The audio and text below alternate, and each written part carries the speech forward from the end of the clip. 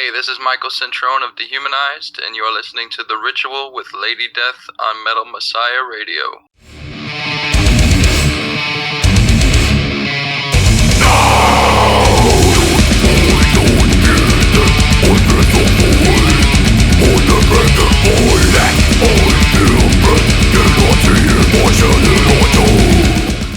Oh, hello everybody, this is Lady Death. You're listening to The Ritual on Metal Messiah Radio.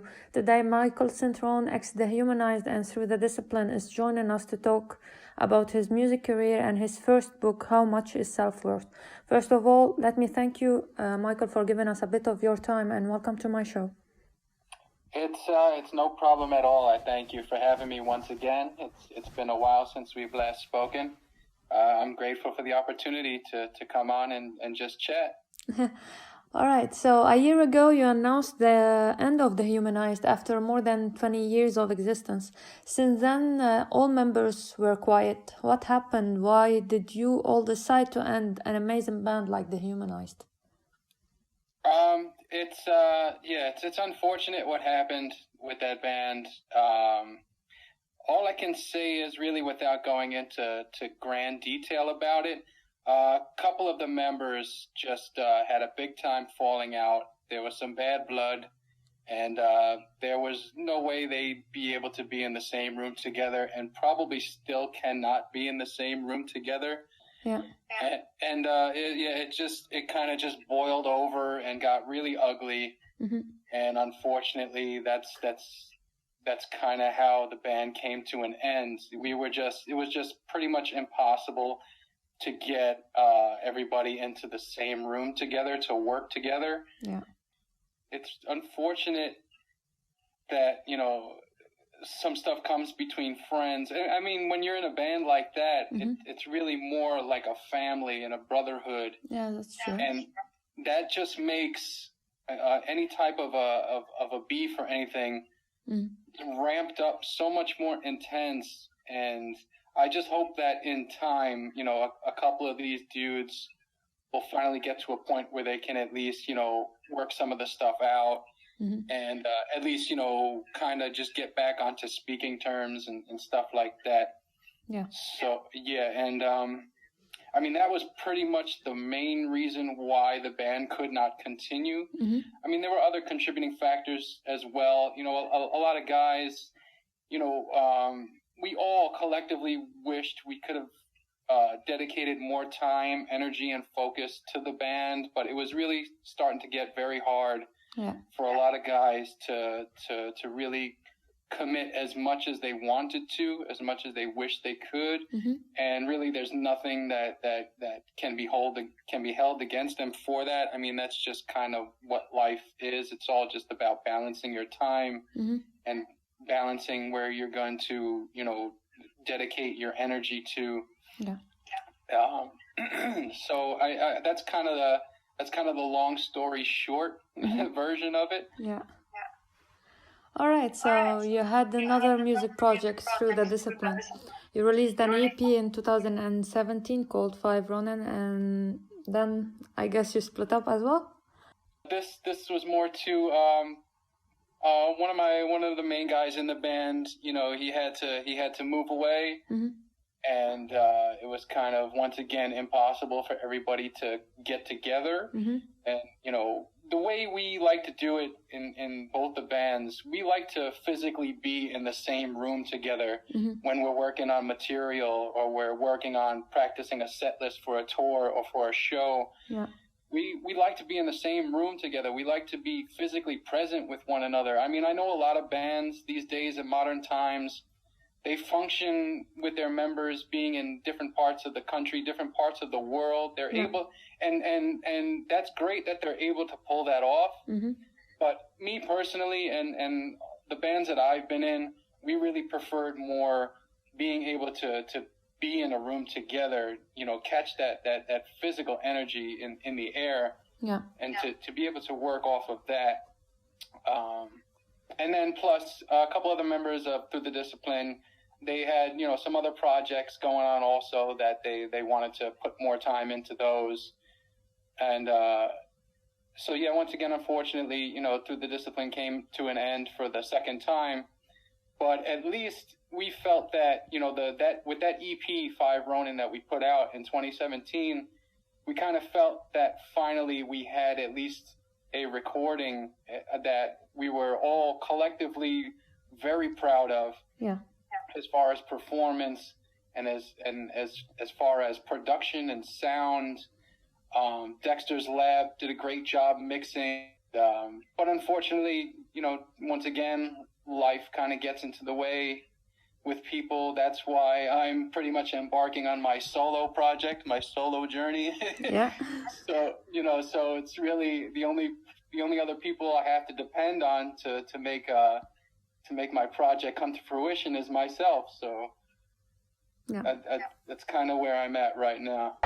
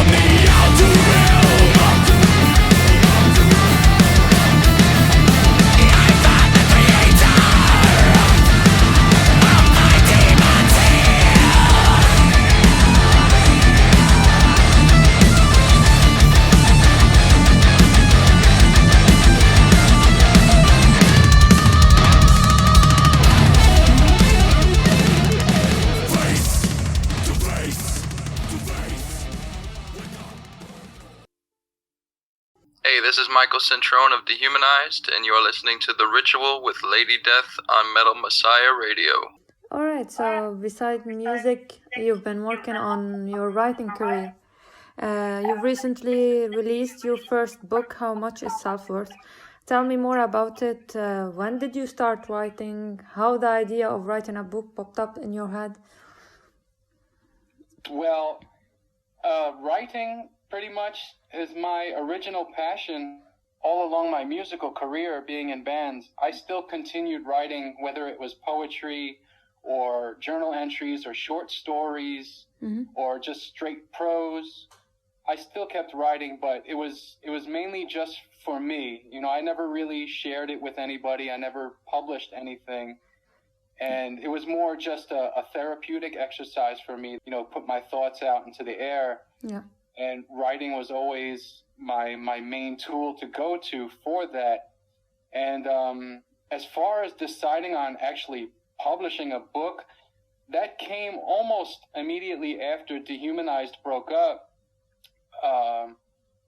For some reason, it just dawned on me that I felt it was finally time to just start publishing stuff. Yeah. And I was inspired by a friend of mine. He's a fellow author. His name is Ed Flora. He published his debut novel the year prior.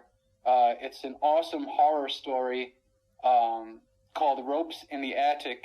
Yeah. And when I saw that he released that, he published his book, he did it DIY, he self-published just like I did. Mm-hmm.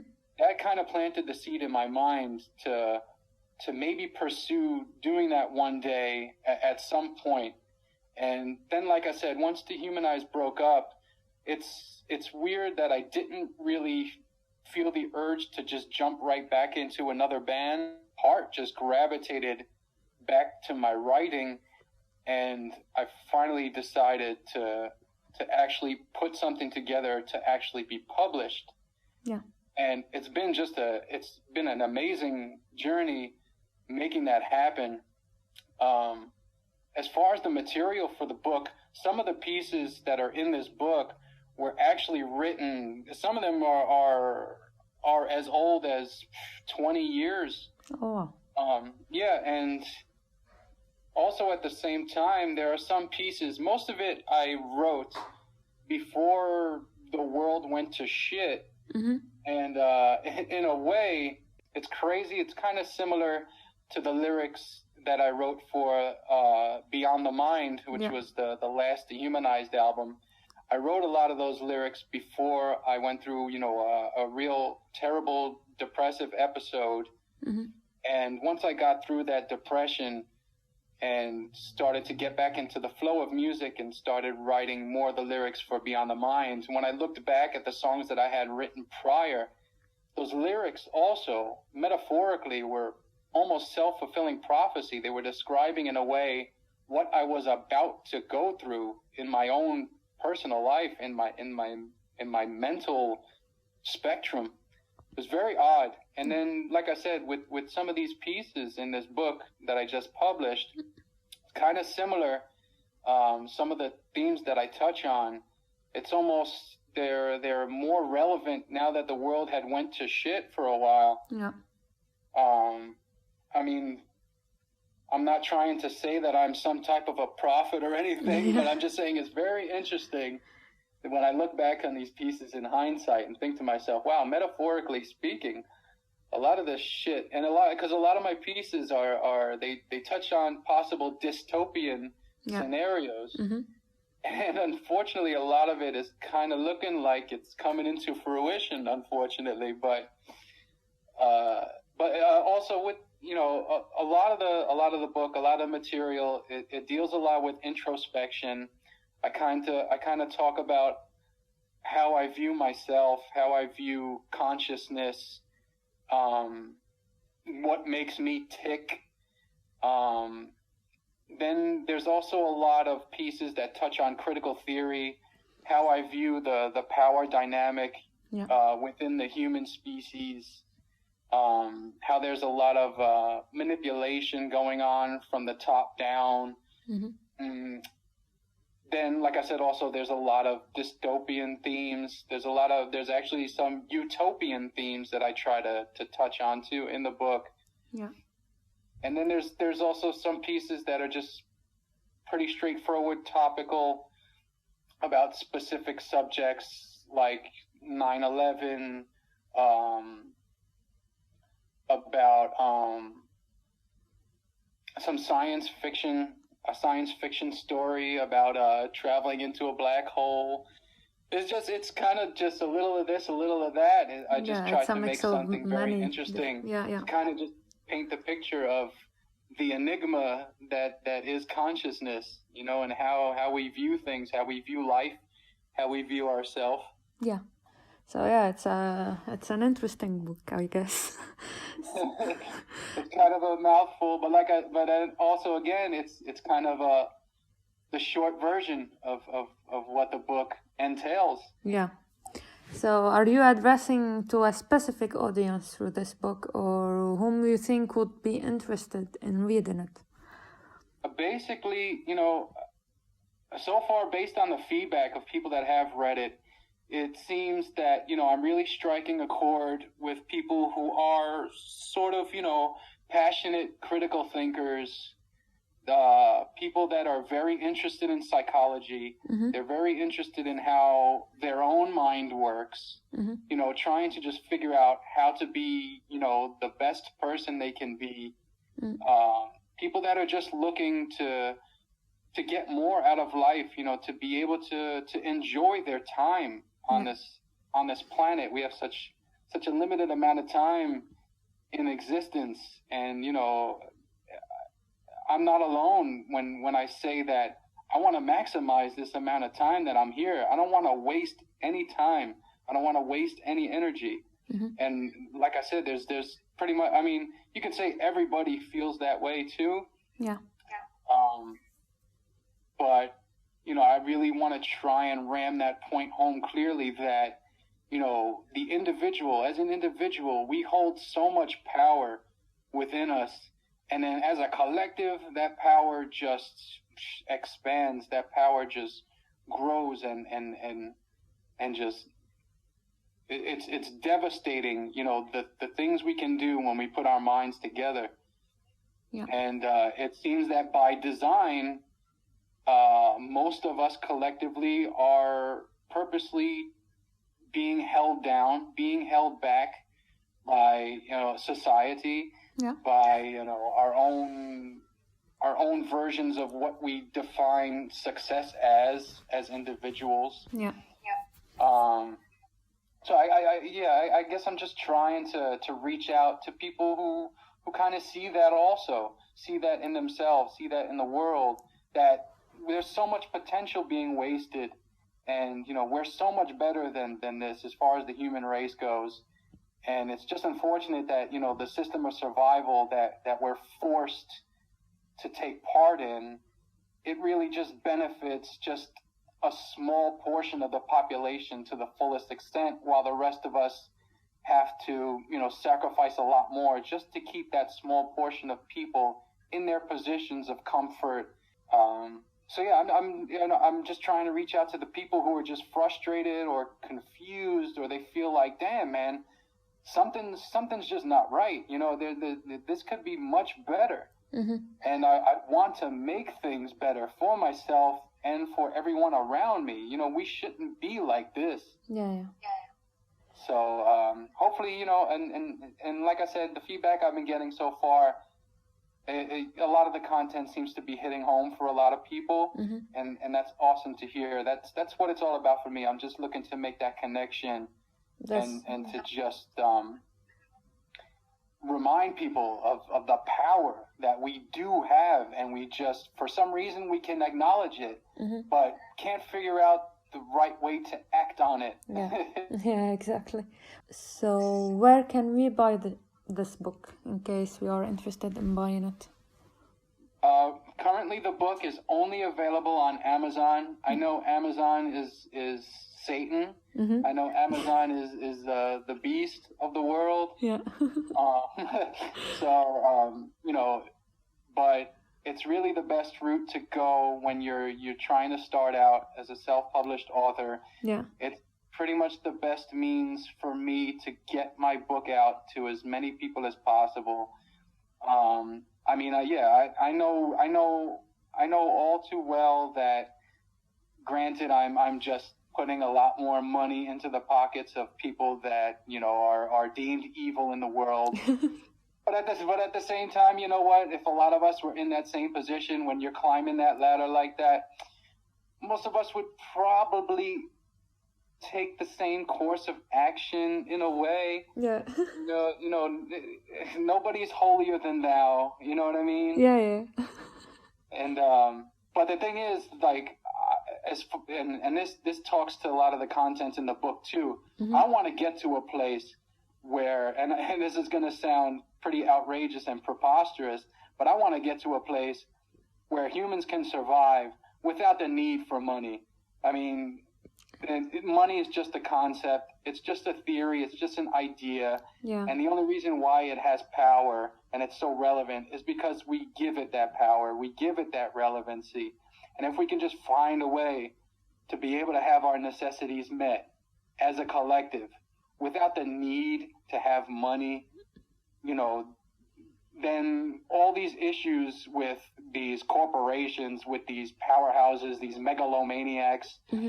A lot of that will be just kind of not a thing of the past, but I don't know. I mean, It's gonna be hard to achieve that, that's for sure. Yeah, oh, no, absolutely. I mean, and I only have really one idea of how to do it, and it can't be done right now. Hopefully, if it does happen, it can be done in my lifetime, but I doubt it.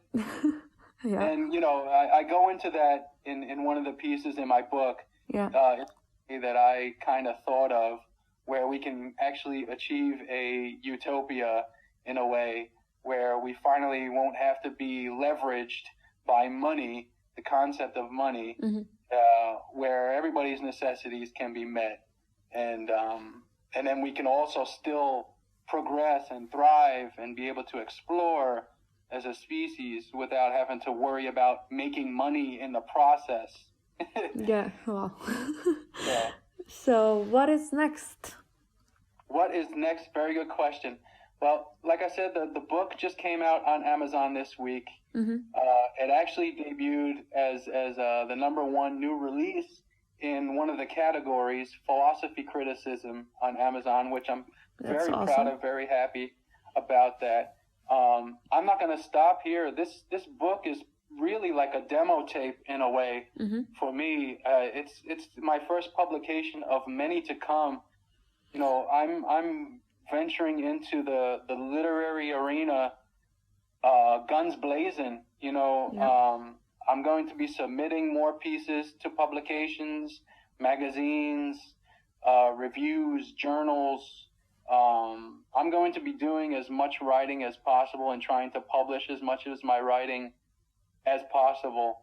So you will be hearing a lot more from me on the literary front. This book is just the beginning. This is just the tip of the iceberg of what of the grand spectrum of projects that I plan on continuously releasing to the world. Oh, well, that's amazing. So anything you would like to add? Yeah, listen, just like I was saying, man, as a people, as a collective, we have so much power that, like I said, we can acknowledge it, but we just have to figure out how to act on it appropriately, how to act on it correctly. And just be wary, man, that there are people in the world that are in their positions of power that try to strategically distract us from realizing this fact, that if we somehow, some way, banded together to come to some type of an agreement, some type of a solidarity in order to benefit the collective, forget it. These people in power, they wouldn't even know what hit them, because they wouldn't even be the enemy anymore. They're not even really the enemy. Yeah. It's really just the program that we've been just fooled to depend on. That is the enemy. The enemy is just the deception. Like I said, man, you can call me a conspiracy theorist or whatever. I look at myself more as like a critical thinker. I've just always been that person to question everything, not take everything, on surface level necessarily, because it just seems that so many people have an agenda these days. And I'm not excluded from that list. I'll promote my book and everything, and my secret agenda. See, this is the difference between me and people in power. I will tell you what my agenda is. Yeah. My agenda is to get my writing and to get my books into as many hands as possible. That is my agenda. That is my end game. My end game is I want to maximize my time on this planet. I don't want to rule over anybody. I don't want to take any power away from anybody. I don't want to oppress anybody. I want us all to just keep moving forward, and then recognize our potential as a species. And the link to my book. So yeah, with that being said, the link to my book is on my social media pages. I'm on Instagram at Michael_Centrone_writer. On Facebook, I'm just straight up Michael Centrone. That's with a Centrone. Yeah, half Italian, half German, born in the United States, born and raised in Queens, New York. I write books, I write poetry, I write prose, I write lyrics, I yell, I scream. I've done stand-up comedy, I do comedy. You know, just I'm an artist, and, you know, that's my agenda. Straight up, I'm not lying to you. My agenda is that, you know, I want to spend the majority of my time in my life being an artist, creating art, and just sharing that with everybody. Look, you can't let those walls get you down. Believe me, I know. I spent a little time behind walls. I know they can drive you crazy. You gotta look beyond the walls.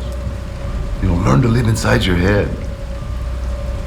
Hey, there's no walls that can stop you there.